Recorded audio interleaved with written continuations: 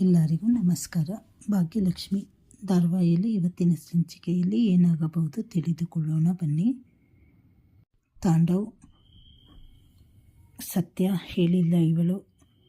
ಮೈ god, ಇವಳೇನಾದರೂ ಸತ್ಯ ಹೇಳಿದರೆ ಅಮ್ಮ ಮತ್ತು ಭಾಗ್ಯ ಇಬ್ಬರು ನನಗೆ ಏನು ಮಾಡುತ್ತಾ ಇದ್ದರೂ ಗೊತ್ತಿಲ್ಲ. ಇವಳಿಂದ ಹುಷಾರಾಗಿ ಇರಬೇಕು. ಯಾವತ್ತಾದರೂ ಇವಳು ಸಿಡಿಯಬಹುದು.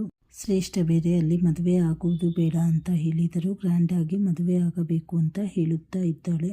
ಈತ ಕೋಪ ಮಾಡಿಕೊಂಡು, ನೋಡು ಇದೇ ಮೊದಲ ಸತಿ ಅಂತ ಹೇಳಿ ಹಾಗೆ ಶ್ರೇಷ್ಠನಿಗೆ, ನೋಡು ಭಾಗ್ಯನ ವಿಚಾರಕ್ಕೆ ಹೋಗಲಿ ಅವರ ಗಂಡನ ವಿಚಾರಕ್ಕೆ ಹೋಗಲಿ ಅವರ ಸಂಸಾರದಲ್ಲಿ ಹುಳಿ ಹಿಂಡಬೇಡ, ದೂರ ಇರು. ನೋಡು ನೀನು ಹೀಗೆ ಮುಂದುವರೆದರೆ ನಾನು ಏನು ಮಾಡುತ್ತೇನೆ ಏನೋ ನನಗೆ ಗೊತ್ತಿಲ್ಲ ಅಂತ ಹೇಳಿ ಶ್ರೇಷ್ಠನಿಗೆ ಎಚ್ಚರಿಕೆ ಕೊಟ್ಟು ಅಲ್ಲಿಂದ ಹೋಗುತ್ತಾಳೆ. ಅವಳು ಹೋದ ಮೇಲೆ ಶ್ರೇಷ್ಠ ತುಂಬ ಕೋಪದಿಂದ ನಿಂತಿರುತ್ತಾಳೆ. ಆಗ ಪೂಜಾ, ಏನೇ ಶ್ರೇಷ್ಠ, ಯಾರ್ಯಾರೋ ಬಂದು ಮನೆಗೆ ಅವಮಾನ ಮಾಡುತ್ತಾ ಇದ್ದಾರೆ. ನಿನಗೆ ಆಗಬೇಕಾಗಿದ್ದೆ ನಾನು ಮುಂಚೆಯಿಂದನೇ ನಿನಗೆ ಹೇಳುತ್ತಾ ಇದ್ದೇನೆ, ನನ್ನ ಭಾವನಿಂದ ದೂರ ಇರು ಅಂತ.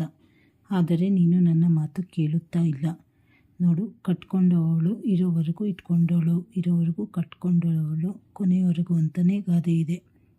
ಅದಕ್ಕೆ ನಿನಗೆ ಹೇಳ್ತಾ ಇರೋದು ಅಂತ ಹೇಳಿದ್ದಕ್ಕೆ ಶ್ರೇಷ್ಠ ಕೋಪದಿಂದ, ಇದು ಇಲ್ಲಿಗೆ ಮುಗಿಯಲ್ಲ ಕಣೆ, ಯಾವುದೇ ಕಾರಣಕ್ಕೂ ನಾನು ತಾಂಡವನ್ನು ಬಿಡಲ್ಲ, ಅವನನ್ನು ಮದುವೆ ಆಗೇ ಆಗುತ್ತೇನೆ ಪೂಜನ ಹತ್ರ ಹೇಳಿ ಚಾಲೆಂಜ್ ಮಾಡಿ ಶ್ರೇಷ್ಠ ಒಳಗಡೆ ಹೋಗುತ್ತಾಳೆ. ಇನ್ನೊಂದು ಕಡೆ ಪೂಜಾ, ಇಷ್ಟು ದಿನ ನಾನೊಬ್ಬಳೇ ಇದ್ದೆ, ಆದರೆ ಈಗ ನಮ್ಮ ಅಕ್ಕನಿಗೆ ಸಪೋರ್ಟ್ ಮಾಡುವುದಕ್ಕೆ ಅವಳ ಫ್ರೆಂಡು ಇದ್ದಾಳೆ ಅಂತ ಹೇಳಿ ಖುಷಿ ಆಗ್ತಾಳೆ.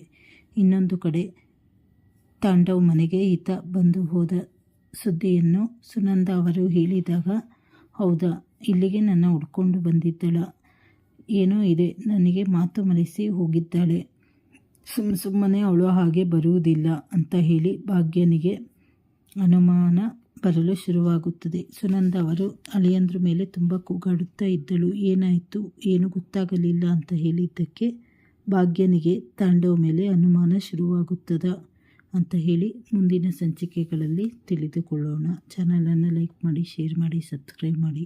ಧನ್ಯವಾದಗಳು.